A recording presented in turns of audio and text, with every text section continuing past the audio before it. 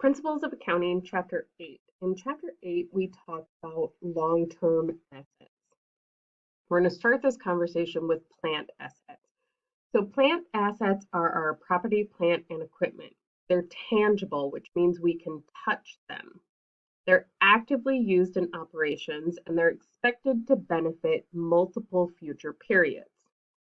So in order to meet our matching principle, to match expenses to revenues, we have to break out their expenses over those future periods.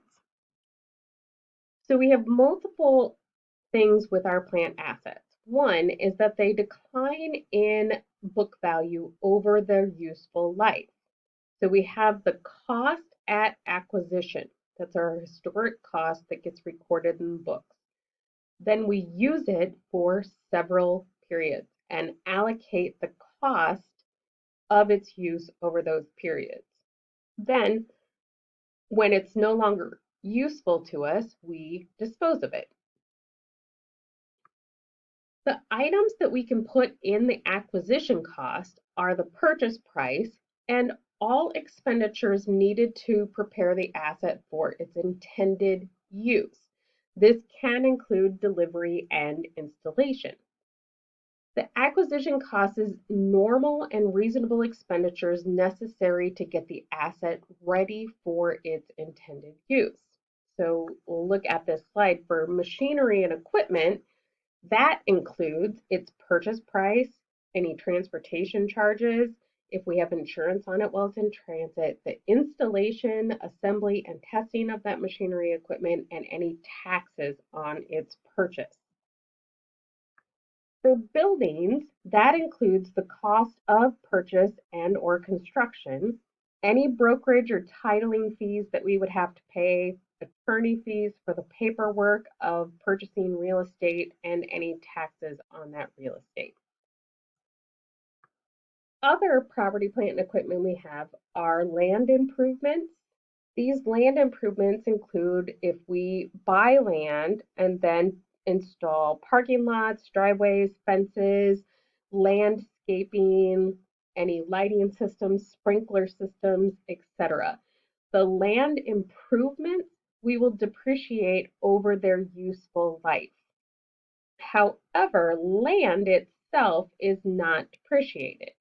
What is included in the acquisition cost of land includes its current purchase price, any real estate commissions that we have to pay, titling fees, surveying fees, property taxes, and any insurance premiums. We will not depreciate land, which is why we keep the things that sit on the land, such as building, fences, lighting, parking lots, separate from the land. So land improvement and buildings are kept separate from the land because we're going to depreciate the buildings and land improvements, but not the land itself. When we have a lump sum purchase, we need to allocate the portions of that lump sum purchase to either the building or the land account because we don't want everything lumped together because we can't depreciate land. So in this example, we paid $90,000 to buy land and a building. So we take the amount that it is appraised for to find the percent of our total. So we have that the land is appraised for $40,000 and the building appraised for $60,000. We add those two together to get $100,000. So the building is 60% of the total and land is 40% of the total. Therefore, we apportion 60% of our $90,000 to the building and the remaining 40% to land. When we depreciate, we're allocating the cost of a plant asset to expense it in those accounting periods in order to meet our matching principle. So on the balance sheet, we have its acquisition cost, and on the income statement, we have the expense of it being used. So remember on the balance sheet, we would also have that contra asset accumulated depreciation. where we store any of the depreciation on property, plant, or equipment. The things that we need to calculate depreciation are its historic cost, the salvage value, and its useful life. Different items have different useful life. Some of that useful life is just how long do we plan on using it for? For example, if we have a policy in our company that computers are replaced every 3 years, then useful life of a computer is 3 years. However, if our policy says computers are replaced every 5 years, then the useful life of computers in our company is 5 years. We have 3 methods of depreciation that we're going to look at in this chapter. Straight line, which we also looked at in a previous chapter, units of production, and declining balance. Straight line depreciation is cost minus salvage value divided by its useful life in periods. So then we have, if we have a cost of $10,000, a salvage value of $1,000, and a useful life of 5 years, we get a yearly depreciation expense of $1,800. So every year on December 31st, we would record the depreciation expense of $1,800 against this machinery. We would do that for 5 years, and then we would have the book value of $1,000 left.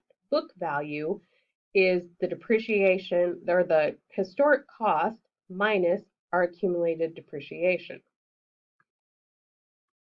When we're looking at the depreciation expense, this is the same every year over 5 years. However, the book value is going to decrease over those 5 years. So after 2 years of depreciation, as we can see here, we would have our machinery at $10,000 less 2 years of accumulated depreciation of $3,600, giving us a book value after 2 years of $6,400. We can see that full depreciation schedule here. We have a 20% depreciation rate, which is 100% divided by 5 years. Then we have our accumulated depreciation every year until we get to our salvage value. So we only depreciate down to our salvage value. So if our salvage value is 1,000, then that is our ending book value after we have fully depreciated that piece of equipment. Units of production is a two-step process. First, we get the depreciation per unit. So in this, we take cost minus salvage value divided by the total units of production. Then our depreciation expense is that depreciation per unit times the number of units produced in the period. An example of that is that we have a machine, same machine with a cost of 10,000, salvage value of 1,000, useful life of 5 years, and we believe that machine is good for the production of 36,000 shoes. So then we would take the $9,000 divided by 36,000 to get 25 cents per unit. Therefore, our depreciation expense in year 1 would be 25 cents times the number of units produced in the period, which are 7,000. When we look at a units of production depreciation schedule, we look at the units produced and sold during the period times the depreciation per unit. And we, again, only depreciate down to the salvage value of the unit, but we'll have varying depreciation expense every year based on the number of units produced and sold during that period. The third depreciation is called declining balance method. Declining balance method has 3 steps.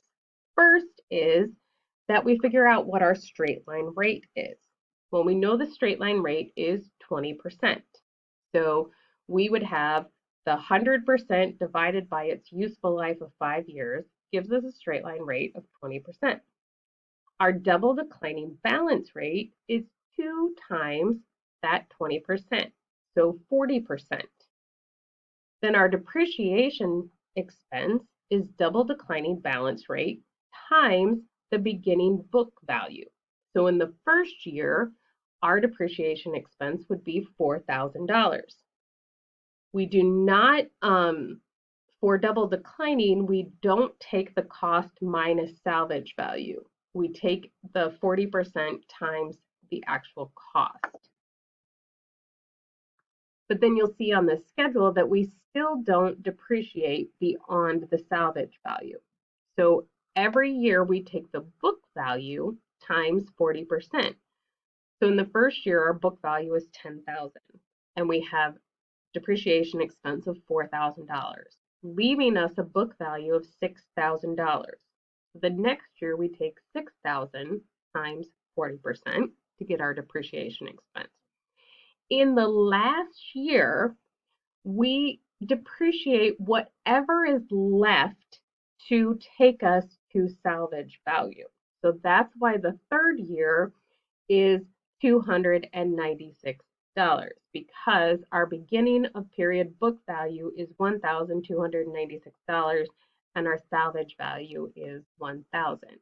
And we never go past our salvage value with depreciation.